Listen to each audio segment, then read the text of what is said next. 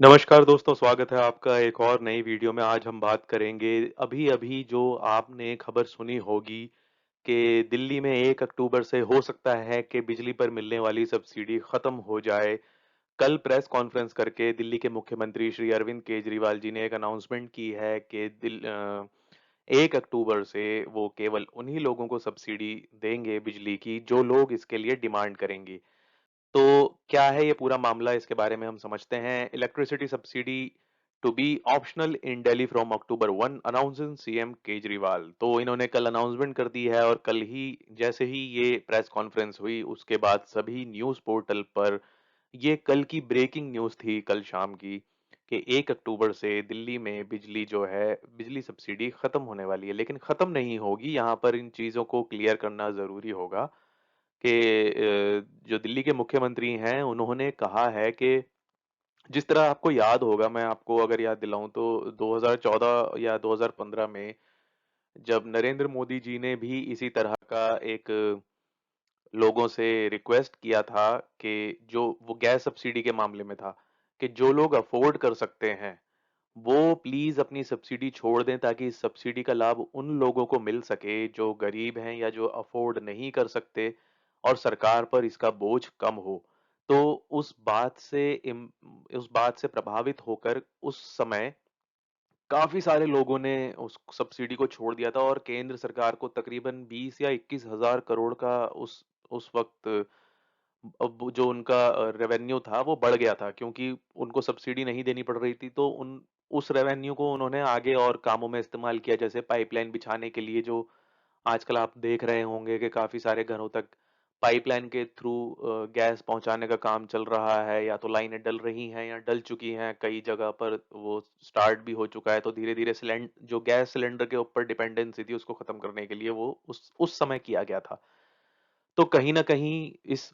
Move को जो दिल्ली के मुख्यमंत्री हैं, उनकी इस मूव को उसी बात से प्रेरित बता रहे हैं कुछ लोग, जो रूलिंग पार्टी के लोग हैं या जो भी उनके जो उनको सपोर्ट नहीं करते वो लोग, कि ये भी ऐसा कर रहे हैं और बिजली फ्री थी, तो इन पे काफ़ी सारे सवाल उठ रहे हैं इस चीज़ को लेके। और इन्होंने इस चीज़ को क्लैरिफ़ाई करते हुए कल ये अनाउंसमेंट की और साफ-साफ इन्होंने कहा है कि we will give option to people whether और not they need an electricity subsidy, CM Kejriwal said while announcing the major decisions taken by the Delhi cabinet on Thursday। तो कल दिल्ली कैबिनेट की मीटिंग थी जिसमें ये निर्णय लिया गया कि भई काफ़ी सारे लोग ऐसे हैं, इनका ये कहना था कि हमें काफ़ी सारे लोगों की तरफ से ये रिक्वेस्ट मिली है, ये सुझाव मिले हैं कि भई हम अफ़ोर्ड कर सकते हैं, आप हमें फ्री बिजली मत दीजिए। हम अफ़ोर्ड कर सकते हैं, हम पे करेंगे, आप उस पैसे को लोगों की भलाई के लिए यूज़ कीजिए, एजुकेशन के लिए यूज़ कीजिए, या और जो गरीब लोग हैं उनकी बेटरमेंट के लिए, जो अफ़ोर्ड नहीं कर सकते उनकी बेटरमेंट के लिए, दिल्ली के बेटरमेंट के लिए आप उस पैसे का इस्तेमाल कीजिए।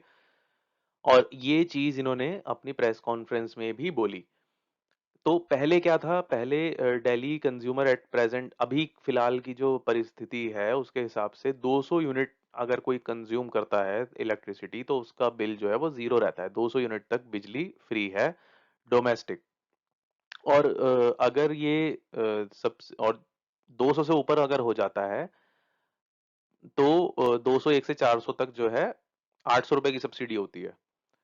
बट अब अगर ये खत्म हो जाएगा तो फिर उसके बाद जो पर यूनिट जो भी रेट होता है बिजली का, जो बिजली कंपनीज का, उसके हिसाब से आपको पे करना होगा। जैसे आप आम आदमी पार्टी की गवर्नमेंट से पहले, जैसे शीला दीक्षित जी पहले जो मुख्यमंत्री थी दिल्ली की,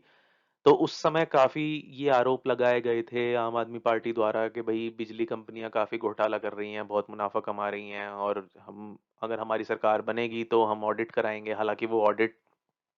हो नहीं सका किसी वजह से। और अब ये एक नई जो अनाउंसमेंट की है, और ऐसे समय में कि जब ऑलरेडी उनके ऊपर काफ़ी क्वेश्चंस उठ रहे हैं, और पंजाब में इलेक्शन जीतने के बाद आम आदमी पार्टी ने ये प्रॉमिस किया था कि भई हम फ्री बिजली प्रोवाइड करेंगे, लेकिन उसके लिए उन्होंने अनाउंसमेंट की अब कि 1 जुलाई से होगा। तो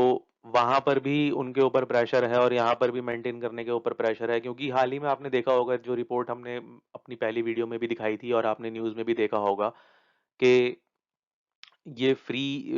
जो डिस्ट्रीब्यूशन होता है गवर्नमेंट की तरफ से, जो फ्रीबीज दी जाते हैं जनता को, तो उसकी वजह से गवर्नमेंट के ऊपर कितना भार पड़ता है, गवर्नमेंट का जो सरकारी खजाना होता है, जो टैक्स रेवेन्यू आता है, उसके ऊपर कितना बोझ पड़ता है। और हाल ही में हम सबके सामने सबसे बड़ा एग्जाम्पल है श्रीलंका का, कि वो लोग कैसे मतलब कर्जे में डूब गए इसी वजह से, क्योंकि वो फ्रीबीज एक तो दे रहे थे, दूसरा जो मेजर रीजन था, वो लोन ट्रैप में फंस गए चाइना के। और उसके बाद क्या हालात हुई वहां पर तो वो सबको पता है। पंजाब के ऊपर भी कहते हैं कि 3 लाख करोड़ का ऑलरेडी कर्जा है। अगर आप आरटीआई की रिपोर्ट्स पढ़ेंगे या हर स्टेट वाइज अगर आप पढ़ेंगे, तो कौन सा स्टेट के ऊपर कितना कर्जा है जो उसको देना है, तो पंजाब के ऊपर 3 लाख करोड़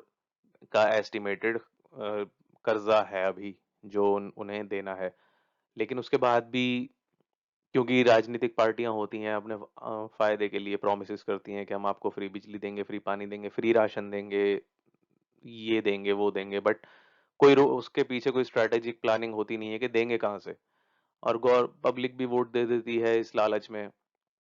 कि भाई चलो थोड़ा हमारे ऊपर भार कम पड़ेगा, हमें कुछ हेल्प होगी, लेकिन वो लॉन्ग टर्म में वो नुकसान ही करता है।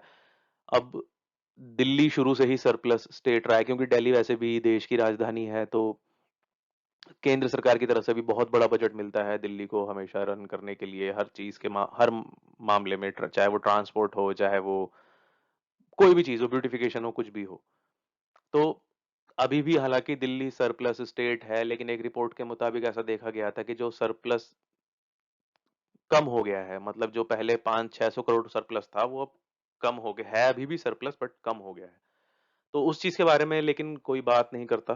खैर, अब ये जो अनाउंसमेंट हुई है, इसका कितना असर पड़ेगा आम आदमी गवर्नमेंट का दिल्ली के ऊपर, दिल्ली के लोग कैसे रिएक्ट करेंगे, ये तो 1 अक्टूबर के बाद ही पता चलेगा। फिलहाल तो इस फैसले का काफी विरोध हो रहा है। जो भाजपा पार्टी है या जो दूसरी पार्टीज हैं, कांग्रेस हो गई या जो भी ऑपोजिशन में हैं इनके, वो सब इसको विरोध कर रहे हैं कि भाई आप ऐसा क्यों कर रहे हैं, आप वादा करके क्यों कर रहे हैं, बट इसके पीछे इनकी कोई लॉन्ग टर्म प्लानिंग है, वो तो आने वाले समय में ही पता चलेगा। अब आप government would provide subsidy on electricity only those citizen of the national capital who would want the same, he said citizens would be asked। तो ये कह रहे हैं कि भाई हम पूछेंगे नागरिकों से, वो कैसे पूछेंगे उसका अभी फिलहाल कोई प्लानिंग या कुछ कैसे वो डायलॉग होगा उसको वो रिवील नहीं किया गया है, कि कोई सर्वे कराएंगे, ऑनलाइन होगा, ऑफलाइन होगा, मोबाइल के थ्रू होगा, एसएमएस के थ्रू होगा, किस तरीके से पूछेंगे, किस तरीके से डायलॉग होगा जनता के साथ, उस बारे में अभी कुछ नहीं कहा गया है। बट इन्होंने कहा है कि हम सिटीजन से पूछेंगे कि वो सब्सिडी चाहते हैं या नहीं, अगर वो मना करेंगे तो हम सब्सिडी नहीं देंगे, अगर वो मांगेंगे सब्सिडी तो हम देंगे, तो जो मांगेगा उसको दी जाएगी। और उसके साथ साथ वर्चुअली लॉन्चिंग किया है इन्होंने Delhi startup policy, stating that Delhi cabinet has pass the Delhi startup policy, the आप कन्वीनर सेड। तो दिल्ली स्टार्टअप पॉलिसी बेसिकली आपने पढ़ा होगा कि जो छोटे बच्चे स्कूल लेवल पर हैं, उनके बिजनेस आइडिया, स्टार्टअप आइडियाज को बेसिकली फंड करने के लिए, जैसे हाल ही में अभी एक प्रोग्राम काफी फेमस हुआ था, शार्क टैंक, तो उसी तरह से ये है कि भाई जो स्कूल के बच्चे कुछ नौकरी के पीछे ना भागें, कुछ अपना अगर वो करना चाहते हैं, स्टार्टअप कोई आइडिया है, तो उसमें फंडिंग मिलती है गवर्नमेंट की तरफ से और दूसरे इन्वेस्टर्स की तरफ से जो बुलाए जाते हैं। टीवी पर भी ये प्रोग्राम टेलीकास्ट हुआ था, अगर आपने देखा होगा तो आप इसके बारे में बेहतर समझ पाएंगे। तो उस चीज को भी इन्होंने, उस पॉलिसी को भी लॉन्च कर दिया है, और साथ में ये बयान दिया है कि we are committed towards making Delhi into a startup capital of India as part of policy Delhi youth would get help to run a business in the national capital with the financial assistance from the government। तो government की तरफ से financial assistant दी जाएगी, जो भी दिल्ली के जो youth हैं, जो युवा लोग हैं, जो स्कूल से पास आउट हैं, अगर वो कुछ या कॉलेज पास आउट हैं, तो वो अगर कुछ उनके पास बिजनेस आइडिया है और वो स्टार्टअप चाहते हैं, उनको फंडिंग चाहिए, तो दिल्ली से गवर्नमेंट जो है उनकी हेल्प करेगी। तो ये थी आज की वीडियो। आपको इस बारे में क्या आपके सुझाव हैं? इसमें हमने डिस्कस किया कि भाई कितनी यूनिट्स पहले मिलती थी और अब क्या प्लान है। करंट अफेयर के मद्देनजर रखते हुए ये वीडियो काफ़ी इंपॉर्टेंट है आपके लिए, आप इसको, इस पीपीटी को सेव कर सकते हैं।